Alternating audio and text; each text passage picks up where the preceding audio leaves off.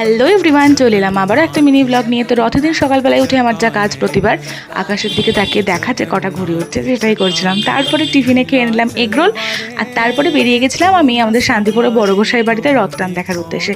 কোনোবার যাওয়া হয় না, কিন্তু এবার গিয়ে ভীষণ ভালো লেগেছে। তারপরে আমাদের রথতলায় রথ টানতে একটু যেহেতু দেরি করে হয়, তো দুপুরবেলায় খাওয়া দাওয়া সেরে ভাই আমাকে নিয়ে গেছিলো। আর ওখানে গিয়ে দেখলাম তখন জগন্নাথ দেব রথে উঠছেন, সেটারই একটু ক্লিপিংস নিচ্ছিলাম আর কি। আর দেখতেই তো পাচ্ছ চারিদিকটায় কত ভিড়, মানে প্রচুর মানুষের সমাগম হয় এই সময়টা।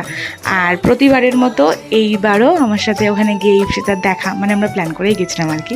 তো যাই হোক, এখানে তো রথ প্রায় চলেই এসেছে, আর এই যে রথ আসার পরে সবার মধ্যে যে উল্লাসটা সেটা দেখার মতো, সেটা ক্যাপচার না করে পারলাম না। আর এখানে অনুশ্রীর সাথেও দেখা হয়ে গেল, তো ওকেও টাটা বাই বাই করে আমি চলে গেছিলাম আমার বম্মাদের বাড়িতে। সেখানেও খুব সুন্দর ঠাকুর দর্শন করে নিয়ে বাড়ি চলে এসেছিলাম ভাইকে নিয়ে।